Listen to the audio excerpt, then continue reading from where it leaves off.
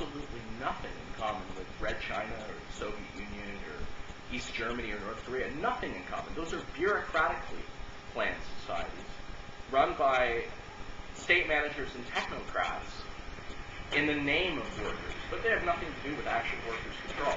What we advocate is workers' control. Karl Marx actually summed it up very well, and he was an advocate of workers' control. He said, the emancipation of the working class is the task of the working class itself, and that's the same.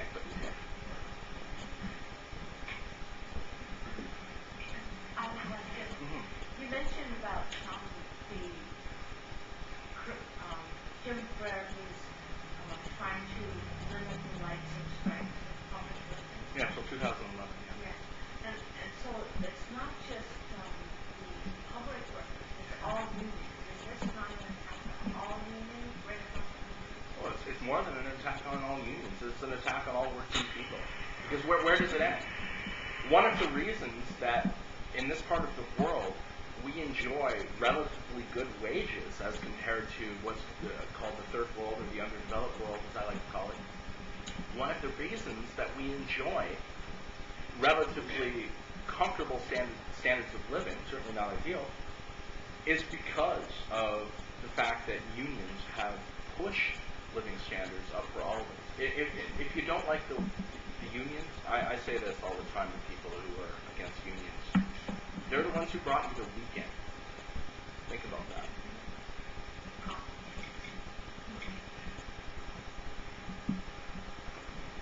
Any other questions, concerns, criticisms? How would Canada compete along those scale if it started going? Oh, absolutely. We don't advocate that one country at a time actually would, somehow become a worker-controlled society. We don't advocate that at all. In fact, if you look at the history of the Russian Revolution, in 1917, it actually turned pretty ugly pretty quickly because there were conditions of famine, civil war, and an embargo on the revolutionary Russia. I won't call it the Soviet Union because it wasn't at that point. There were all these things that really forced the best tendencies of the Russian Revolution to degenerate, and it degenerated in the most horrifying ways possible. We end up with what's called Stalinism. And the main doctrine of Stalinism was socialism in one country. Well, no, sorry. When those revolutions happened at the end of the First World War, the idea was that Russia was just one spark setting off a powder keg of workers' revolt throughout the world. And we saw that in Germany in 1919.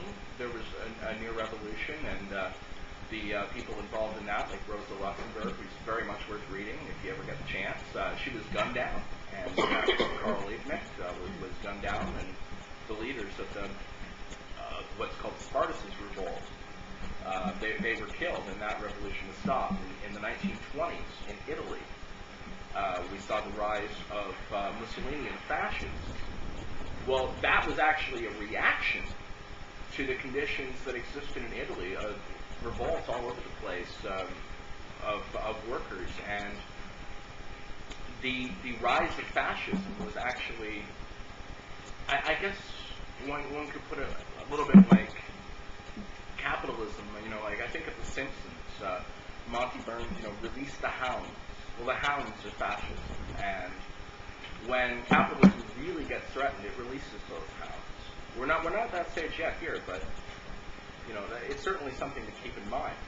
But coming back to the idea of worker control and socialism in one country and how it doesn't work, it was very well understood by the ones who made the Russian Revolution that this had to be an international fight. This had to be a worldwide struggle.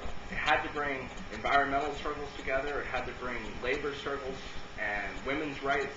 All these things had to bring them all together on a worldwide scale in order to win. It didn't happen. It was defeated. Absolutely, it was defeated.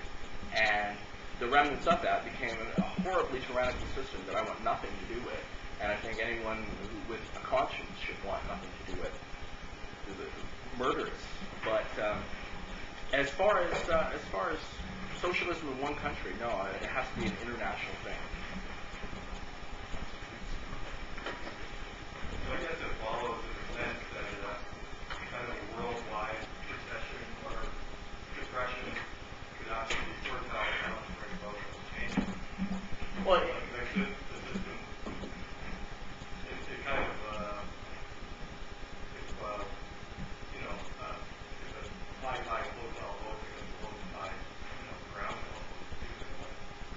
well, there's a danger in that though, and there's a saying that people often have, which is that things have to get worse before they get better. And there's a real danger in it, because as things get worse, what happens is people lose confidence. They lose their faith in the system. They feel that they're powerless, that they can't change anything. And it's precisely by getting together when things aren't at the point of collapse, when we have the power to get together in our communities and actually make changes to make our living standards a little better. Those types of things inspire confidence, and it doesn't matter whether you're in Australia or Zimbabwe. Those are the kinds of actions that really help movements to grow, or victories. Victories are what we build upon. So, I would like to believe that, but don't you find that there's a certain level of complacency that comes with sort of luxurious ease of living? I mean, definitely, I do not want to go through an experience of depression, battles in the streets and all that. I'd like this to be a consciously chosen, smooth transition. Obviously, I would like that, hope for that. But, I find that there's a lot of, well, I like to watch my TV or eat my potato chips or whatever.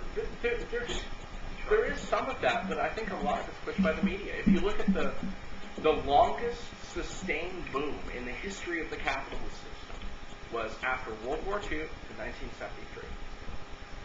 What does everyone think of when they think of the 60s? They think of incredibly high levels of social activism.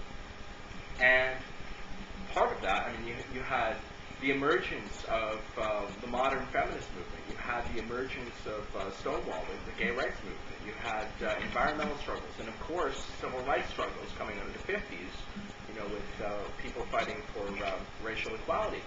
And all these different struggles, they didn't happen overnight. They happened because people started winning victories. And as people start winning, and they start winning more, that's what inspires people.